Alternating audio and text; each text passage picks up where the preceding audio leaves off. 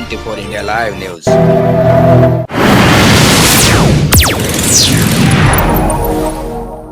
नमस्कार, आपल्या सर्वांच्या 24 इंडिया लाईव्ह न्यूजमध्ये स्वागत आहे. बघा आजची खास खबर शेवटपर्यंत. परत उमेदवारी प्रभाग क्रमांक 9 म्हणून दिली आहे. काय बोलतो प्रवर्गातनं मला उमेदवारी दिलेली आहे. पक्षाने माझ्यावरती जो विश्वास दर्शवला त्याबद्दल मी सर्व पक्षश्रेष्ठींचे, सन्माननीय मुख्यमंत्री देवेंद्रजी फडणवीस साहेब, नितीन गडकरी साहेब, चंद्रशेखरजी बावनकुळे, दयाशंकर तिवारी यांचे आभार व्यक्त करते. त्याचबरोबर जेवढे पण वरिष्ठ नेता आहेत, सर्व आमदार, तर त्यांचं देखील सहयोग मला या ठिकाणी लाभलेला आहे. त्यांचे देखील आभार व्यक्त करते आणि त्यांनी जो विश्वास माझ्यावर दाखवला त्याला मी सार्थक करून दाखवेन, हा विश्वास या ठिकाणी व्यक्त करते. काय म्हणणार तुमचे 5 वर्षापासून महानगरपालिकामध्ये प्रशासन राज्य होता, आता परत निवडणूक होत आहे. काय असे आपलं कार्य आहे प्रभागाचे जे तुम्ही निवडून आल्यानंतर करणार?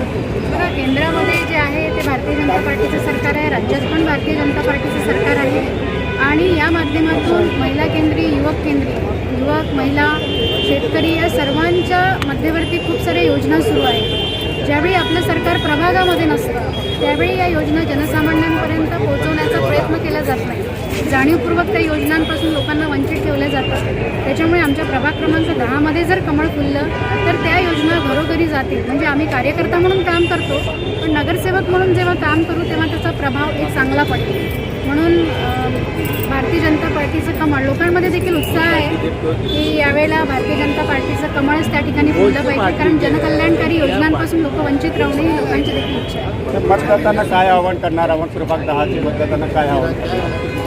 प्रभाग क्रमांक 10च्या मतदारांना मी एकच आव्हान करेन की एक महिला उमेदवार म्हणून मी उमेदवारी जरी मला 2012 नंतर आज पहिल्यांदा मिळत असली तरी मी सातत्याने गेल्या 20 वर्षापासून फील्डवर आहे, लोकांशी कनेक्टेड आहे. फाउंडेशनच्या माध्यमातून महिलांचा मोठा ग्रुप माझ्याकडे आहे. आपण महिला उद्योजिका चालवतो, गुणवंत विद्यार्थ्यांचा सत्कार, अशा अनेक कार्यक्रमातून लोकांशी कनेक्ट आहोत. त्यामुळे महिलांचीच फार इच्छा आहे की ताई तुम्हाला उमेदवारी मिळाली.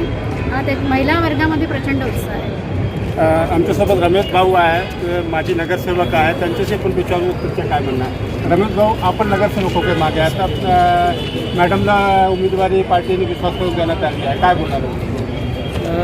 प्रभाग क्रमांक 10मध्ये OBC महिला रिझर्व होती, त्यामुळे वैशाली 2012मध्ये लढली होती, त्याच्यानंतर त्यांना उमेदवारी देण्यात आली. आणि आमच्याकडे ओपनमध्ये पुरुष आहे, त्यामध्ये 21 मुलांची आहे, एक महिला SC आहे, त्यात रामटेक मॅडम आहेत आणि कंचन मसाम पण आहे, त्या OBC STमध्ये आहे.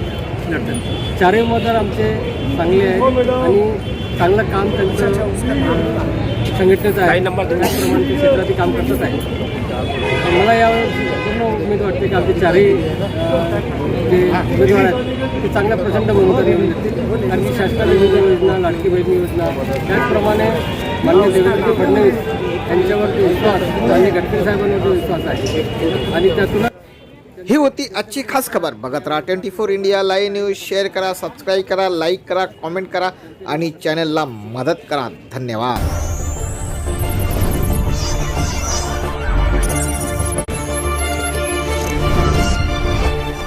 24 India Live News.